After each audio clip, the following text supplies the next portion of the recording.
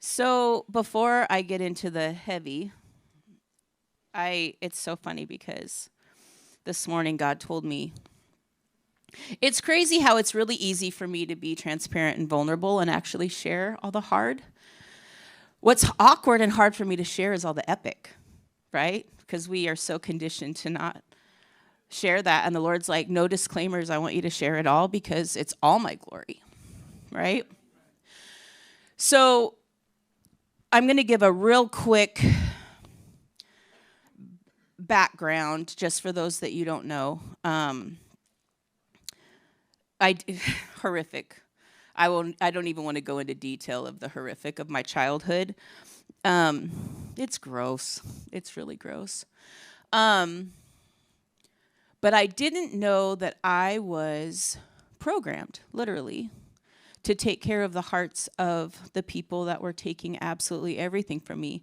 And I literally was so programmed to apologize to someone for raping me, right? Like that whole, I'm sorry that there's something bad inside of me that made you do that to me, right? I didn't know all this stuff was still so stuffed inside, and that parts of that literally had leaked into my everyday life, like even being around people, Christians, doing not nice things. Let me take care of your heart, right? So I became an addict. At 28 years old, I never knew an addict. I never had anybody in my sphere, never knew an alcoholic. But during a time in my life that all these memories started to pop up of all the childhood traumas. And, you know, my parents got arrested when I was 12 or 13, yeah, for obviously sexual abuse, SRA, all that kind of satanic ritual abuse, all that kind of stuff. And so I know, okay, Lord, I'm going to jump all over the place. I need you to be my words. I'm trying to get somewhere quick because I want to get into what he's done the last year and a half, almost 2 years. But I have to paint a picture. I never got counseling. I never got help. It was all inside. Met my husband at 18, got married at 19, had Anthony at 20, Dominic at 21. I do everything on fast forward still, except for the last 2 years. And I just wanted to be a good person. I look back, and even in all the pain and hardcoreness, I just wanted to be a good person. That's all I ever wanted. You know, I wanted people to like me. I wanted to be worth something, right? But I really think that it was so deep inside of me that I never wanted to be a typical stereotype of an abuse victim. I didn't want to resemble my family, right? Because they're gross, right? And but yet I loved and protected them. It's really weird. So, long story short, I have some medical issues, and I end up discovering pain pills, and I became invincible. And all my problems went away, and I went from snapping at my kids to, now that's not okay behavior. We're not going to do that, because I was high. And I remember having the conscious thought when I realized it was the pills making me nice and soft and sweet and gentle. I'm a better person on this medication. The next 10 years were gone. At the end of those 10 years, I'd spent 3 years on the streets of Portland, Oregon, had 5 teeth, was 430 pounds. Yeah, I'm killing it, right? And you take this big personality, and it works under the wrong spirits, let me tell you. I was the best addict out there, and I could lie and connive anyone. I could talk a doctor into anything, and it almost killed me.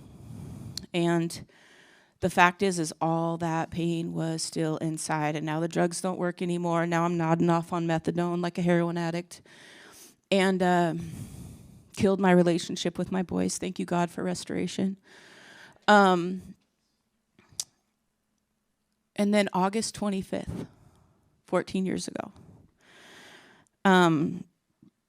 they pumped 80 milligram Oxycontins out of my stomach trying to take my life. And a woman came in my room and said, I'm not supposed to do this, and I could lose my job, but God's been telling me for 2 hours to tell you that he loves you, and if you look up, he's going to pull you out of this. And I was so full of hate and anger that I said, F God. But even though those are the words that came out of my mouth, something shattered inside of me. And I started weeping. What I now know to be like the deepest soul cry ever.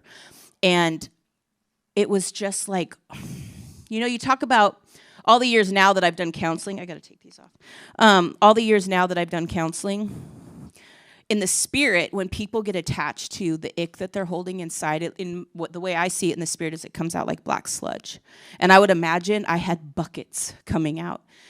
And then through the crazy supernatural train of events, I landed in faith-based recovery. And that first morning, after smuggling in all my psych meds, because mind you, I also had been in the psych ward 19 times, diagnosed with schizophrenia, bipolar, everything you can imagine, and on enough drugs for 15 years and highly medicated, aside from drugs. And I got rid of the drugs, but I smuggled all my psych meds in because I really believed if I didn't have these drugs, that I was going to have this crazy episode and they were going to kick me out because I was crazy. And so, but that morning, I just felt the weight of God. And I believe that was my first moment of surrender. The second one involves Joelle. And I literally sat on the edge of my bed and dumped out all these psych meds, and I said, okay, God, I'm done picking and choosing what parts of me. Oh, by the way, if any of you guys are on them, please do not stop taking your medication. Please. This is my story, and it's just my testimony. Please do not do that. I am not against psych meds. This is just my moment where I was at.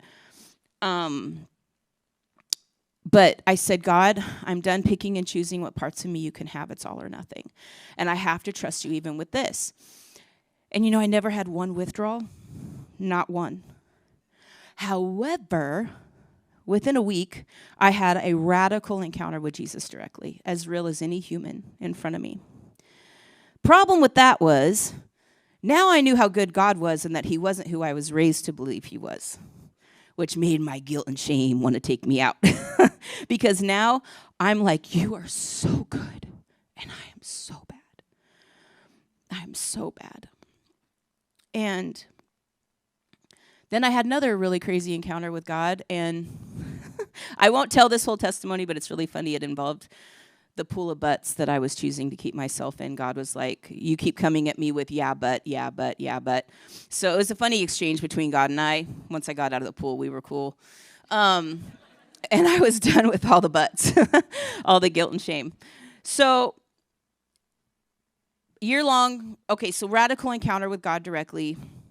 Then my spiritual gifts blow up. And this part I usually leave out of my testimony. I might say my spiritual gifts blow up, but I don't ever go into detail because somewhere along the way I got wounded and started to apologize for how powerful my gifts were. The fact is all the things that got me diagnosed schizophrenic, bipolar, is that I was actually crazy spiritually gifted.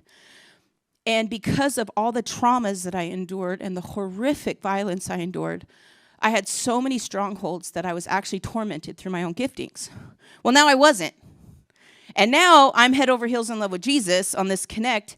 And now I see demons. I see people's spiritual gifts. I can know demons' names. I can look at anyone and say, this is what's attacking you. This is what you're partnered with. This is the lie that you're believing. And go in with Jesus and heal that wound. And then it dismantles, right? So now I'm in a rehab for a year. I touch people, demons leave, people get healed. All these miracles are happening. And now the first level of church prostitution starts. I don't know it because guess what? I still think I'm a worthless piece of crap. So I'm like, use me. Let me kill myself in ministry 24 hours a day, 7 days a week, because now I have a worth. Now I have something. Now I can help people, and so I'm not bad, right? I graduate. I end up becoming a part of this ministry called Heart Change, which is like a 4-day sozo inner healing workshop on steroids. I do everything extreme. I'm the girl that when I graduated my first year of ministry school at 430 pounds, I went bungee jumping because I had a fear of heights. Like I always go, I'm like, what you don't conquer, you won't confront, right? So because I'm so extreme, I go through this inner healing workshop and get so much freedom that I want to be a part of it. So they moved me in upstairs. I live there. And I do 29 of those workshops, like helping people. Well, then I ended up with an identity, the demon slayer. Anybody manifest, go get Jenna. If somebody's vomiting in the corner, go get Jenna. And I'm like, let me come save the day. The demon slayer is on the way. Oh, I'm rapping already. Making rhymes now. And I loved it. And guess what? I ran my health into the ground. I didn't sleep. I didn't eat. People would drive for hours. And so I felt important. I felt important. And I remember the night, and then God calls me to Bethel. I don't even know what Bethel is. I don't know who Bill is. I don't know who Chris is.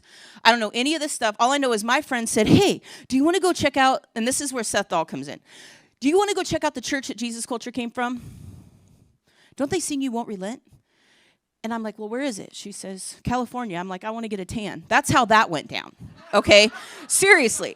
We go just to check out this church, and I happen to meet this guy with tattoos, drug tattoos, by the way, for those of you that don't know it, that I recognize. That's great. And so we start talking, that about being radically, changed by God from drugs. And this was a Friday morning. We got there Thursday night. And then Friday night, he's speaking, and he looks at me and winks, right? Because I have no idea who he is, right? Well, we go home. God calls us to Bethel. I honestly didn't think I was supposed to go until God literally used Jonah. And then I knew if I didn't go, I was going to get eaten by a whale. And so I'm like, okay. So I go to this school. As soon as she told me BSSM stood for Supernatural Ministry, I'm like, oh, a whole bunch of me's. I'm going to go and be able to relate to people that are going to tell me why I'm crazy, like in a good way now, just not a bad way now. No, I'm a freak even at Bethel. I don't even know this. I think I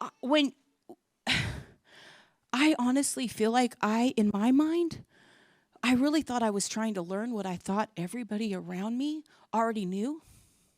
But the fact is regardless of spiritual gifts and regardless of accomplishments, that was never my core. My core is him, and it always has been. And so I'm going deeper into relationship. He's blowing up my mind, that too, and my life. And so, for people that aren't aware, ministry school, there's first year, second year internships, fourth year, whatever you want to do. I go through first year, second year, and then I go on staff as the prophetic deliverance pastor, because that's not a big deal. Right? And I feel like I'm looking at all this stuff like, what did I stumble into? Like, this is an accident or a coincidence. Like, how did this happen? And so, to me, I'm already in my destiny, right? I went from the streets to that within 3.5 years, 4 years? That's pretty quick. So, after a couple years, and a whole lot, I'm trying to get somewhere. God calls me down here. God calls me down here in the craziest way. And the first year I lived down here with Seth and Lauren, and we lived in Newbury Park. And for those of you that don't know, Seth calls me Bebby, so much that it's tattooed. Actually, the tone changes with whether I'm in trouble or not, because if I'm in trouble, it's Bev, right? And then when Seth is in his self that if you guys know him, have seen, then it's Beverly, right? But he would say to me all the time, Bevy, you just need a family. You just need a family. Now, mind you, while I'm living with them, next thing I know, I'm starting to travel the world, all the time, 10 months out of 12. And I'm doing these epic things. And next thing I know, I'm in movies with my heroes, people that I looked up to. And I'm doing movies and television and hanging out with people that I just, back in the day, would have given anything just to meet. And then they're coming to me for counseling. Do you know I'm not saying this no more demon slayer, here I come to save the day. I'm in shock of my own life. But then Seth and Lauren get called to Bethel Austin, and I moved to Beverly Hills, because that's what you do, right? And the doors to Hollywood had been open to me very early. Next thing I know, I'm sitting down with my icons. Icons? Yeah, is that icon? Yeah. Yeah. I don't know why that sounded weird. But a month after I moved to Beverly Hills, the pandemic hit. And I clearly feed off of people, even though I don't want to stick around long enough to actually connect to you. I just want to come heal you and then leave. That's what I want to do. And then I want to go sit alone and make out with my iPad, right? And watch TikToks. I discovered TikToks during the pandemic. It was not a good pairing. And I don't know how long in. I was never a drinker. And here's where we're about to get real. I was never a drinker. And I think I had this old bottle of gin that had been sitting up above my stove for quite a while. Well, I decide, mind you, I've never been in ministry for money, but God made it extremely monetarily favorable. But people were hurting during the pandemic, and so I cut my price down and did $100 sessions because I was just at home trying to fill time. So I'm doing 5-6 sessions a day with people all over the world, 6 days a week, and I have no outlet. I don't have Seth in the backyard at a picnic table. I don't have, I had Nick and Kyle and Lori. Lori would come over. Thank you for coming today. Lori would come over and listen to me just verbally process while she's helping me pack for whatever next trip I'm going on.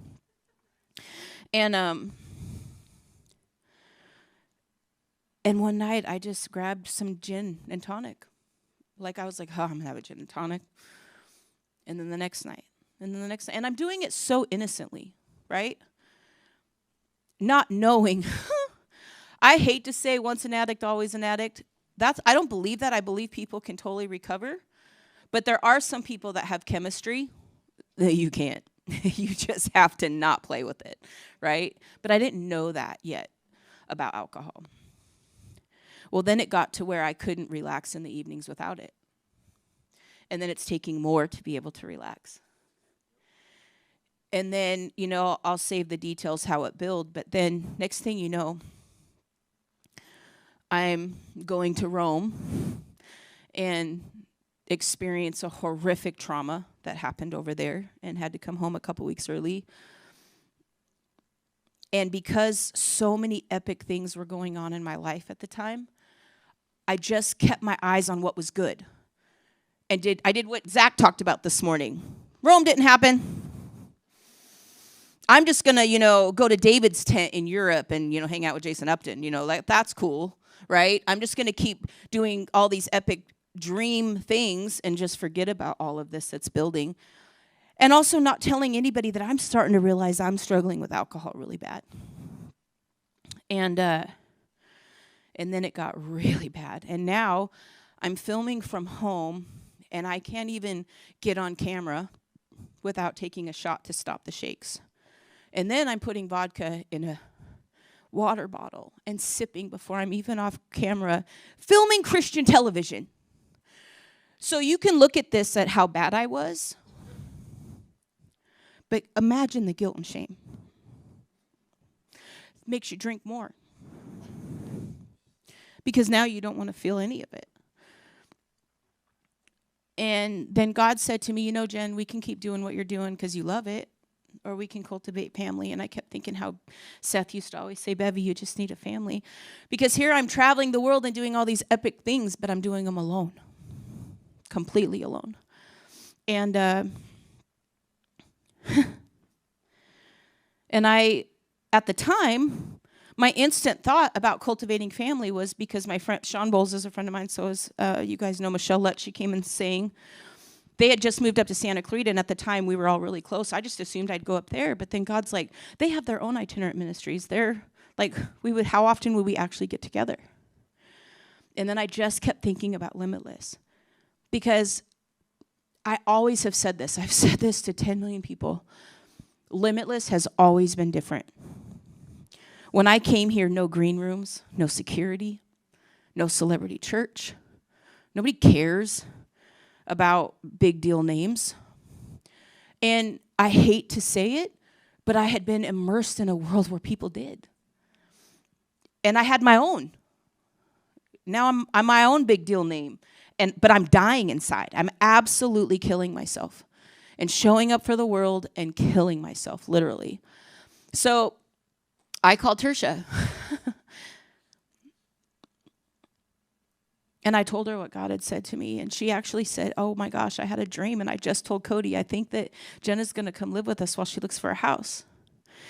Now, mind you, it took me 3 months to get out here because, I went to Hawaii and some things went down.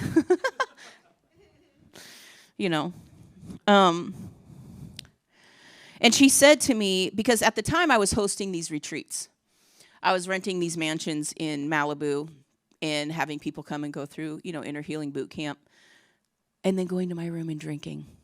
Healing people all day and then going and killing myself alone in my room, right? And the guilt and the shame, the guilt and the shame, the guilt and the shame. But I couldn't get free.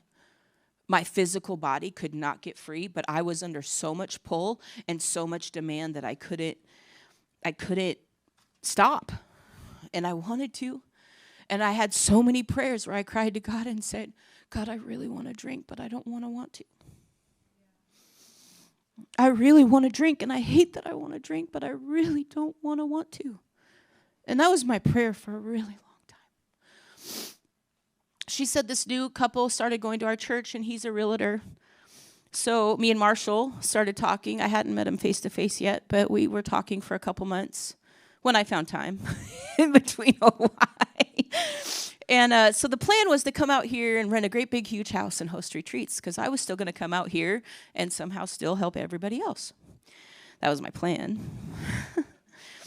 And so the day that I move out here, and you guys, this chain of events is very, very important.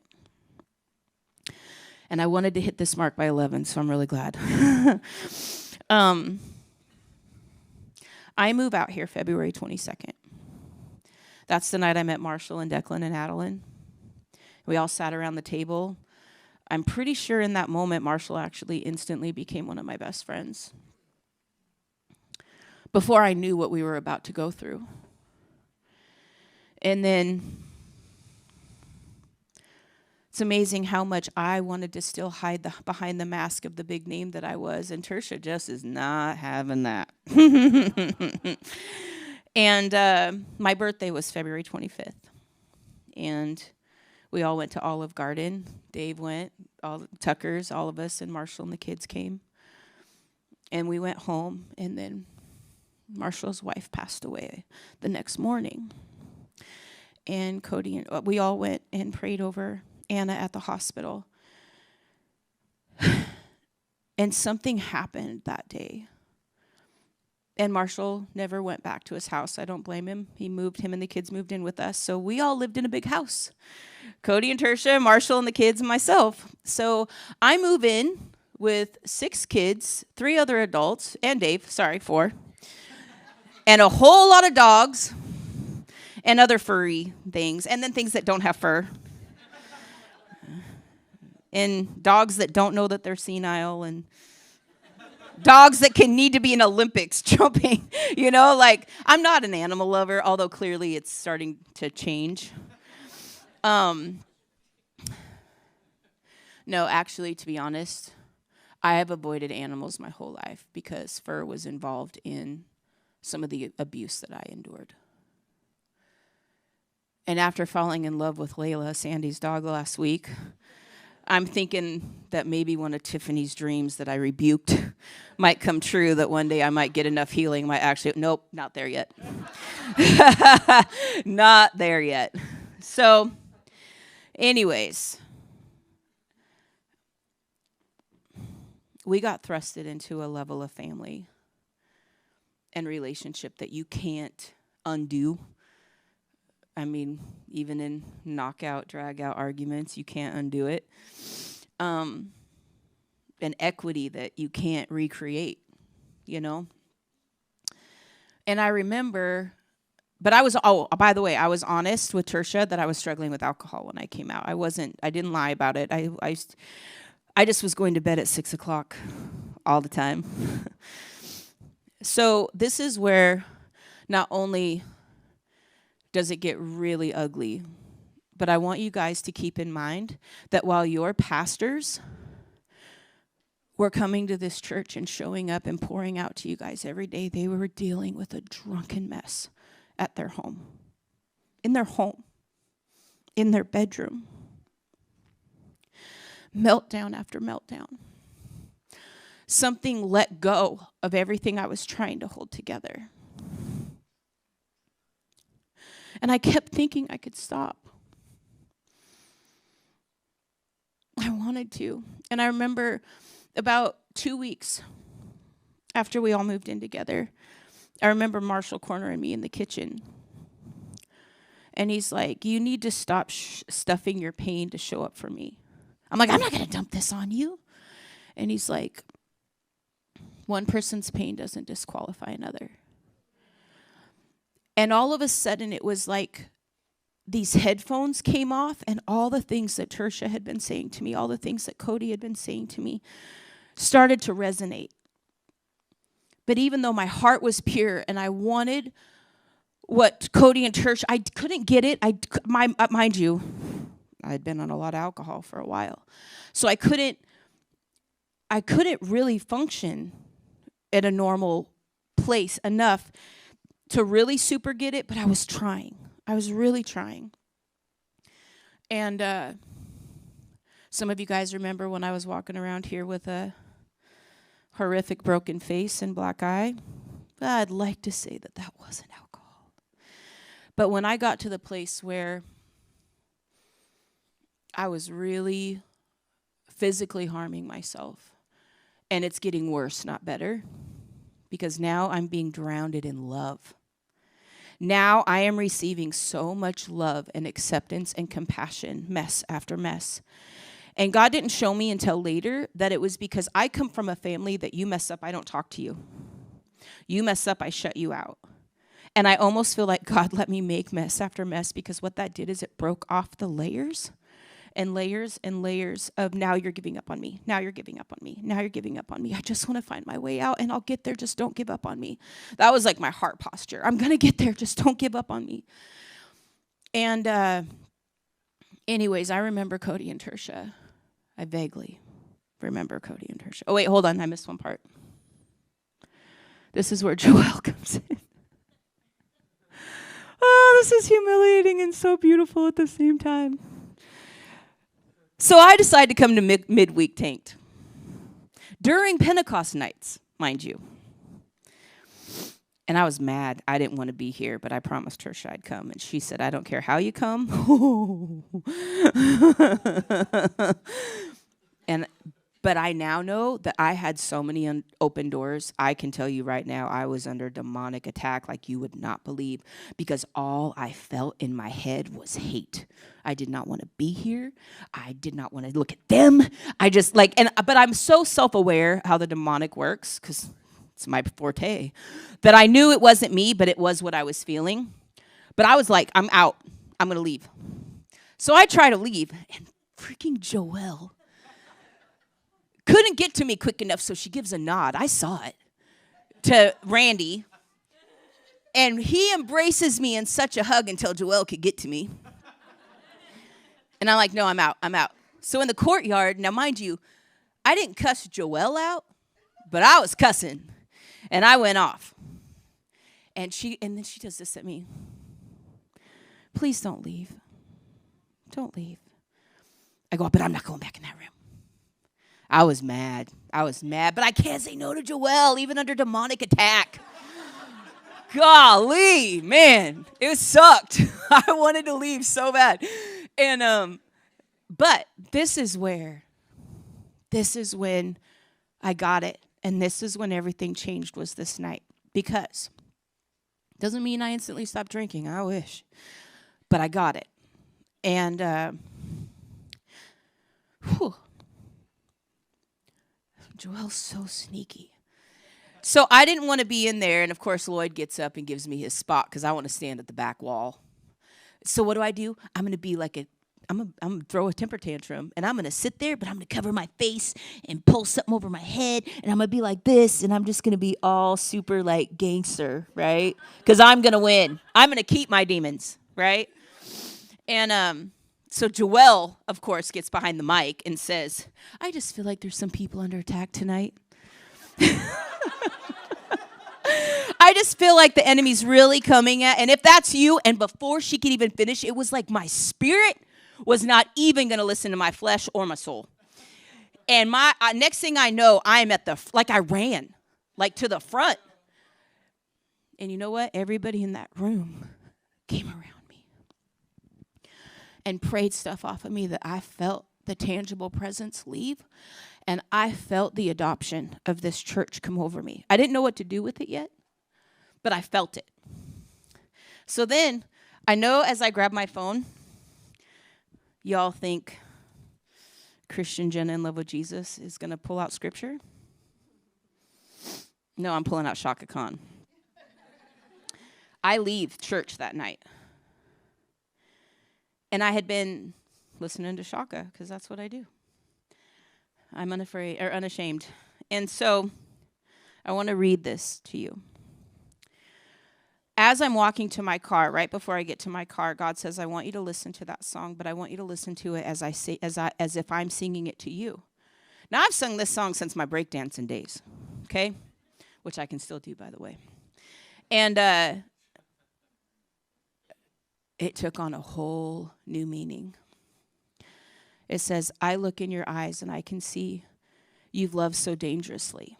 You're not trusting your heart to anyone. You tell me you're going to play it smart. We're through before the start. But I believe that we've only just begun. When it's this good, there's no saying no. I want you so I'm ready to go. Through the fire, to the limit, to the wall. For a chance to be with you, I'd gladly risk it all. Through the fire, through whatever come what may. For a chance at loving you. Now, I heard I'd take it all away. I walked away from a very lucrative ministry and a big name.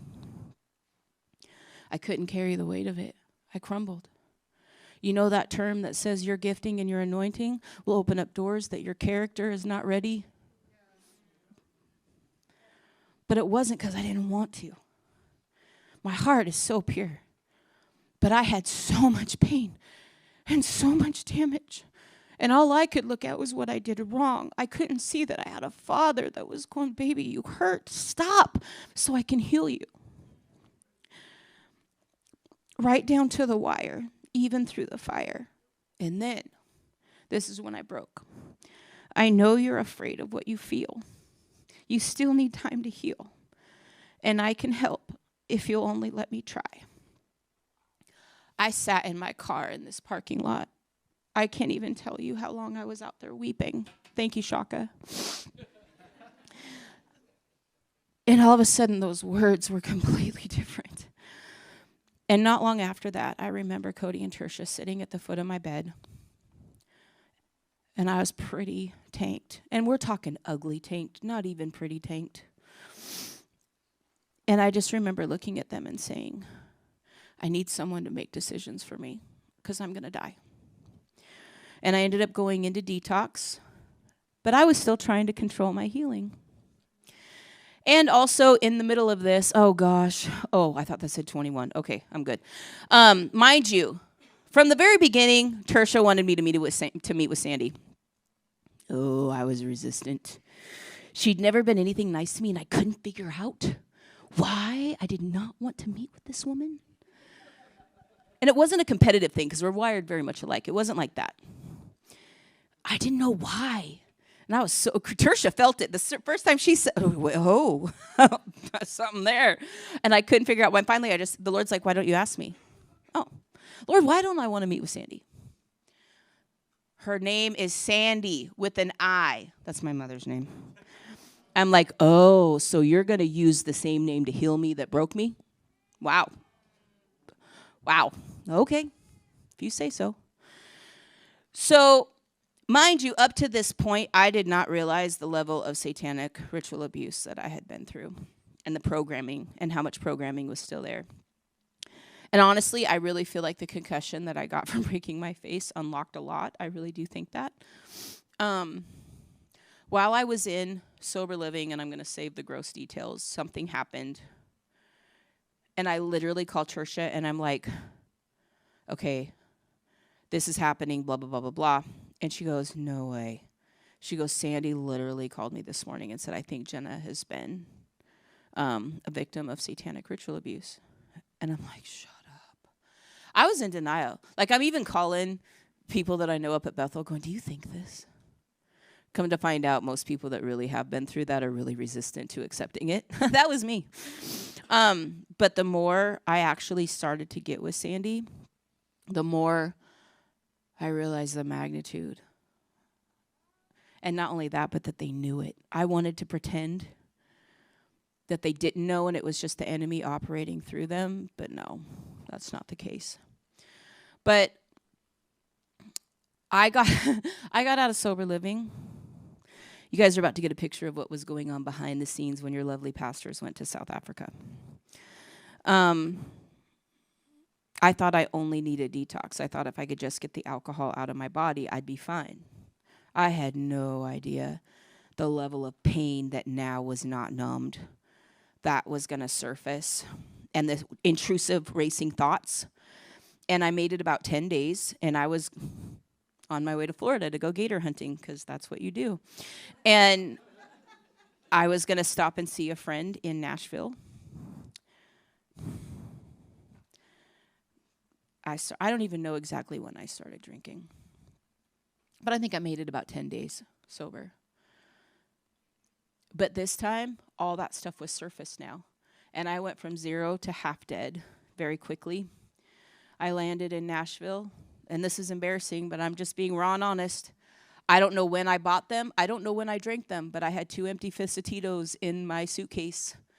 And somebody, I don't know, but somebody got me off the plane. Apparently, I fell out of it twice. 2 months later, I got a text from somebody on Instagram, goes, looks like you're doing better. I met you while you, oh gosh. I really hope videos don't pop up someday. If they do, oh well. God will fix it. He's my defender. But I was in Nashville one day, and I checked myself into detox and residential. Did 30 days out there. But here is where it all started to change. I was a nervous wreck coming home because I knew that I was coming home to a firing squad from Cody and Tertia and Marshall. I knew it. And I knew that I was going to go into sober living. Like, it's not fair for the kids. It's not. I knew I needed to walk away from everything and go in a bubble of healing. But I came home. And Marshall was so excited to pick me up from the airport, and I kept waiting. Oh, he's going to wait till the kids aren't with us. Like, that's totally what I thought. And he's like, so, da-da-da-da. And I'm like, bro, what? And then I get home, and they're all so excited to see me, and the kids are running and hugging me. And I'm like, oh, they're going to wait till the kids go to bed. Like, I'm waiting for the hammer to fall. And then I go upstairs, and I'm unpacking my stuff. And I remember Tertia comes and stands in the doorway. And Marshall comes and is standing behind her. And they're just being nice. And I'm like, you guys, I thought I was coming home to a firing squad. This is what the heart of Jesus says. Why would you think that? You did all the right things. You made a mistake. You knew you weren't okay. You checked yourself into rehab in a state you'd never even been in, didn't know anybody. Jenna, why would you think that? That broke me. What? That's how you view this? Like, I just didn't even know what to do with that kind of love. So I did. I went into sober living most of the time. In fact, probably more than half the time that I've been here, I've been in sober living. In fact, I just moved out again 3 weeks ago, 2 weeks ago, 3 weeks ago. I did. When I moved out of sober living the first time, I thought I had it. And I was doing really well, and I poured myself into church. I poured myself into a lot of things. And Tertia said a couple times, like, I didn't keep my therapy with Sandy. I was feeling good. I wasn't falling apart. I wasn't a mess. I wasn't drunk. I honestly thought I was doing good. And then my birthday rolled around. And more love was poured out on me on my birthday. I also was in a pretty hardcore living situation. that I was really struggling with. And I had taken some hits, emotional hits, some hurts right before my birthday. And then all this love. And I'm the one that doesn't self-sabotage. When things are bad, I'm the one that self-sabotages when everything's good. Because how many of you guys, when everything is good, live in the anxiety of when is it going to fall apart, and then you subconsciously will create a certain level of chaos in your own life in order to feel normal? Right? The whole time, even in a bad living situation, even drunk, all of it, I was talking to God the whole time. The whole time. And he just kept saying, don't let go. And I was like, God, when is this going to be done? I was just released to go back into ministry right before my birthday, and I really think that I sabotaged. So I relapsed for a couple of days after my birthday. Thank God it was only a couple of days and not months.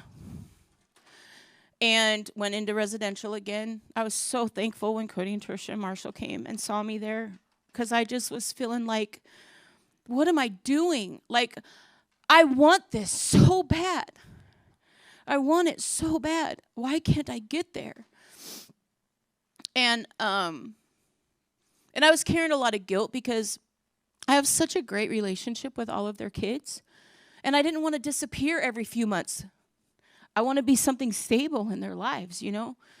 And, but they just came and loved on me, you know? And I know for a fact that, like, none of you guys had any idea what was going on. And I'm only just now getting to know people in this church. And I've been here almost 2 years, or a year and a half, because I came here and was so shut down and so guarded. And shame. I didn't know how to look, especially when you're somebody that comes out here after being a speaker, you know, and then you come out here a mess. It's embarrassing. I don't care who you are. But when I got out of residential and went back into sober living, I got with Sandy. And Sandy, Cody and Trisha, Zach and Vanessa, Philip, went through several hour-long grief recovery, deliverance, and we went deep with the stuff with my parents. And I walked through some of the grossest, most hardest things. But Jesus held my hand through all of it. And I'll never forget the day that it broke, and I could tell that those fragmented parts of my heart, which, mind you, I have been counseling people for years, helping them get their fragments healed, not having any clue that I was shattered, absolutely shattered. And I remember at one point, I do want to say this. I remember one time I was bawling, one of my major meltdowns. And I looked at Cody and Trisha, and I was like, is it real? Did I even do all the things that I did? Like, how did I do this and this and this and this, you know? And Trisha's like, I think God showed you what was possible. And then he's like, but before we go any further, I'm going to pull my daughter back. And I'm going to remind her who she is to me. Because it doesn't matter who she is to everybody else. It matters who you are to me, Jenna. And that affected me. And, you know, I was talking to Trisha this morning. And she said something, and she's right. I've only just started praying for some of you. Just started to even feel confident enough to even pray for people, you know. But there's something coming out of me. And I guarantee you, as I've walked through the last 18 months to 2 years, never once was I, I'm going to get breakthrough and get crazy anointed, and then I'm going to go save people. No, I'm trying to live. I'm trying to not break my face again, right? I'm trying to not show up at church wasted, right? I'm just trying to live, right? And I'm not going to lie, I've hurt people. I've been met with some forgiveness, some I haven't. I have messes to clean up, but I'm willing. I'm so open and take responsibility for my actions. But I do know that I felt the veil lift a couple weeks ago. In fact, God was like, now you're comfortable in your bubble. I'm like, I have a family. I had a scripture that I was going to use. Jeff brought it up on Wednesday. I didn't even know this scripture. The fatherless, he is a father to. The widow, he is a champion friend. The lonely, he makes part of a family. I'm just going to stop right there. Not that not all of God's word is great, but that's what I want to highlight. God didn't care what I could do for him in ministry. God didn't care about a big name that I could be for him. He cared that I had years and years and years of trauma and pain that was still inside.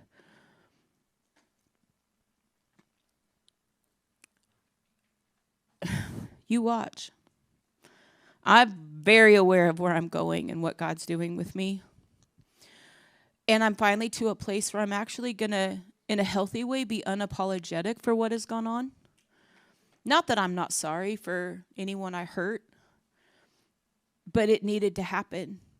And if God put me with safe family to completely dismantle all that I knew, let me make messes. I keep telling Cody and Trisha that I'm their oldest child. I'm a grown-up Kayla. Down to the bougie, down to the fashion. I might not have lashes and hair right now because I can't afford it, but it will be back. And I had all these cute outfits for today, and the Lord's like, but what do you want to wear? Sneaks. And my Fermata t-shirt. Because this is where I'm at. You couldn't pay me to move back to Beverly Hills.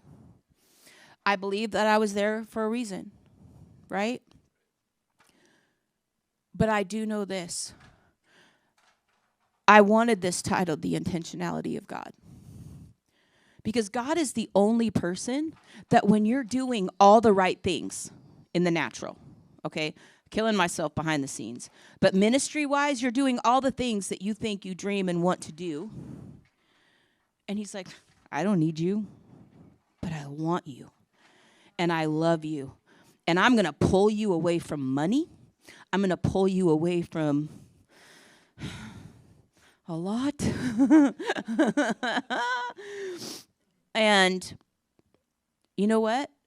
In all honesty, one of the most humbling things for me,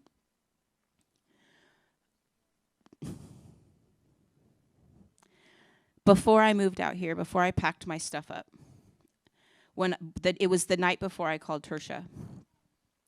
I was sitting on my bed looking at my room that looked like Rodeo Drive. There was more Louis Vuitton, Gucci, Prada. I could go on. And I'm holding a fifth of Tito's. Absolutely miserable and alone. And I remember looking at all that stuff and saying, none of this matters. None of this kept me sober. None of this kept me from crashing and imploding. None of this makes me important. And I told God, because I didn't have insurance, and a lot of people have stepped up and helped along the way as far as sober livings, and my rent was, I think, $2,500 a month for a twin bed in a shared room. And I sold a lot of my sneakers. I sold a ton of Louis, a ton of Gucci, and I literally sold all of that stuff to pay for my healing. And I'm so thankful because I remember I told God, I am more than okay with selling the old to build the new. I have no idea what's going to come after today, but I do know that what I thought was important before just isn't. Do you know what's important? Cadence's birthday. These kids, Limitless Academy is about to start, and I can't believe I get to teach. It's like, they don't trust me with kids, right? What's important is, for any of you guys that think you have opinions about your pastors, and I'm just saying that because I've spoken in enough churches and done enough church health healing. We all have them. We all get opinions how we think things should go. You guys have no idea what they do behind the scenes. You have no idea what they dealt with.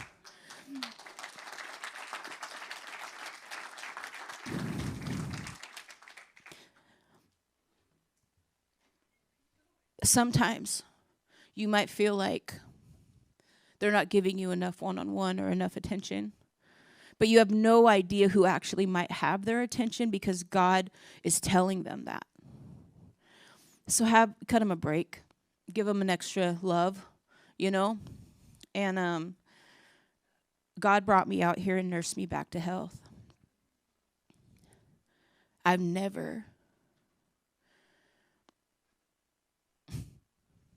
I used to think that all the epic was a sign of my relationship with God.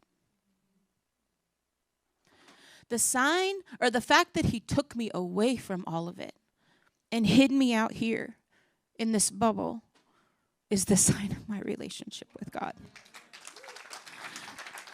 And put me with safe people that weren't afraid of my mess. I remember the first week I was here. I was over there in the youth hall with a little staff meeting.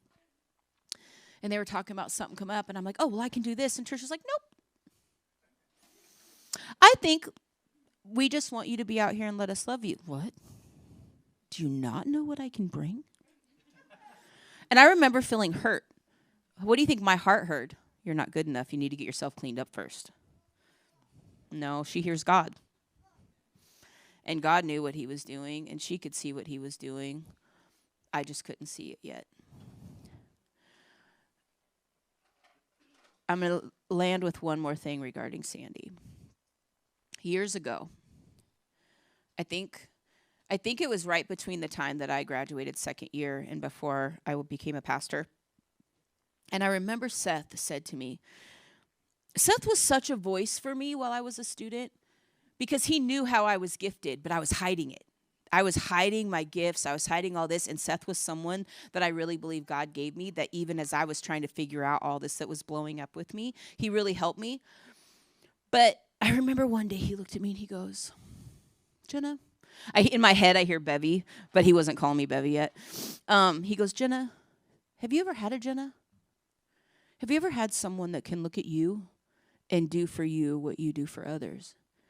And I remember in that moment feeling so alone. I had never had that. I want someone to just look at me and go, and this and this and this and this, and we would just break it off and da-da-da-da-da, done. Right? Like a typewriter, da-da-da-ding, right? I don't know, that's what I saw in my head, so I said it. I have one now. Tertia too. Whoo! Tertia can read me like a book. Like, I can be in another room, and she can feel my spirit shift, and she can walk in and go, what's going on? Bro, you are like CIA prophet, okay? But I'm used to being that person. So God bringing me out here to people that see me like that can see what's attacking me, that can see what's there. And, okay, we're at 30. I might go 11:35. One last thing. There was one more moment that I skipped over that I wanted to say. I didn't want to believe about my parents. I was so programmed to protect them, and I actually felt love for them. And I remember this one day Tertia came, and I realize now the kahunas that it had to have taken for her to do this. But she sat down next to me, and she just goes, you realize that your parents are evil, right? And I'm like, I just immediately want to go into defense, right? And she goes, I'm not saying they are evil. I'm saying what they have done is evil. You know that, right? And I immediately defend.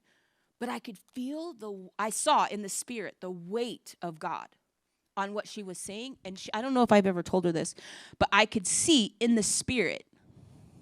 I'm like, is this alcohol? Or, I don't know. It was the spirit. Your gifts don't turn off. And it was almost like I had this glass shield around me, and when she spoke it, it was like this little ding, like something that grows in your windshield. But I didn't believe her, right? Because I was programmed not to. But I remember that night, I was in the bathroom, and I just kept thinking what I saw when she said that. And I go, God, When I think about my parents, I feel love for them. I feel compassion for them. I actually feel horrible that my dad has to live with the guilt of all the years of what he did for me. Okay, because that's normal, right? But it's where my heart was. And God goes, Jenna, I'm going to show you something. And it's going to be really hard. But I'm going to hold your hand. And that was the night that shattered like a windshield. And the things that he showed me were horrific. But he was with me the whole time. But what it did is it caused this unraveling for me to actually see, oh my gosh, this horrific protection and love that I have for them is actually demonic. And it's like a really twisted demonic Stockholm syndrome. And it wasn't until that moment, mind you, I just turned 50 this year, although you would never know it.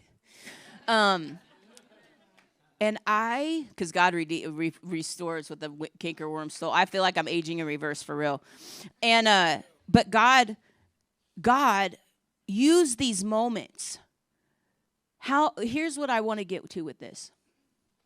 God talks to y'all. Don't hold back the things that you're hearing. What's the worst that can happen? If you're approaching someone with love, what's the worst that can happen? You break a lie off of them they're not believing? Or you never know what God's going to do. But so many of you guys hear God in such a massive way and disqualify what you're hearing, right? But also the other thing that I felt like God really wanted me to say, because there's a level of prophetic and seer and feelers and here that are, this church is so freaking gifted, but what's happening is you guys are becoming aware. That's the difference. Everybody's gifted, but you're becoming aware, right? And so one of the things that happens, because I just had this conversation with Zoe, when you are prophetic and God is showing you something, often what you sense at all is the negative. But then what happens is the enemy comes in and tells you that you're judgmental and you're critical, and you turn on you. When the fact is that if God is it's because God is showing you something, he's already given you the authority to bring freedom to that person. Because you can either look at what's wrong with somebody because you notice the negative or a struggle in their life, or you're going to see it through the love of Jesus and be like how they did me. She is in so much pain, she doesn't know what to do with herself. And she's pouring everything down her throat to not feel it, but we're going to love the hell right out of her. Right? Or they could have come to me and been like, girl, get it together. You need to stop drinking. If you're going to live here, you're going to da-da-da-da-da-da, right? Because that's how most of us were raised and what we were, but in this church, there is something busting out. And just because you sense negative, it's not about that you sense it. It's what are you going to do with it? Are you going to approach someone with the love of Jesus and bring freedom to a bondage or show them a blind spot? Right? Because if your heart is partnered with him, that's what it is. But don't let the enemy tell you that you're critical and judgmental and only notice negative about people. And tell people what you're sensing. Tell people what you're seeing. Because coming to me and telling me my parents were evil, who'd have known that I needed that? Who'd have known that was going to break open something in my life that then led to all this time with Sandy and Zach and Vanessa and Cody and Tertia and Philip. Just literally, I'm sitting there as they're just doing surgery. I learned to let my family fight for me because I realized I couldn't do it myself. I wanted to, but I couldn't. So, how many of you guys have these great relationships with God and then absolutely beat yourself up when you fall on your face? Or beat yourself up when you have a little struggle? He wastes nothing. Nothing. Now you know what's gone on behind the scenes with me. Love on your pastors. I love that no matter where I go, no matter what I do, no matter who I meet, I have a launching pad, I have a family, I have a foundation, and I am not alone. And I have more than learned that I'm still loved after I make a mess, right? There's a safety and a comfort in that. So I just want to pray because we all have struggles and we all have addictions in different ways. It might be food. It might be, I might have dealt with shopping before too. Pornography. It doesn't matter. What matters is that the enemy keeps us bound by us constantly disqualifying ourselves from the love of a father when he's not looking at, stop that. He's looking at what's going on in your heart that you're finding something to cope with. So I just want to pray over everyone. Lord, I hope I said what you wanted me to say. There's so much. I could talk for hours to tell the story. But Lord, it's your story, and I want every word to bring you glory, even the dark stuff. And Lord, for anybody in here struggling, or anybody that thinks that they're disqualified, let them look at my mess and realize they still got a lot of space. But Lord, I pray more than anything that you would use my words to pierce every enemy and bring every single heart into alignment with your truth, and that your truth would be so loud that it just absolutely overshadows any negative and any lies. And I just thank you, God, for this last season. I thank you for the hard. I thank you for the good. I thank you for all the wonderful moments and deep connections and friendships. But I thank you that you didn't give up on me. In Jesus' name, amen.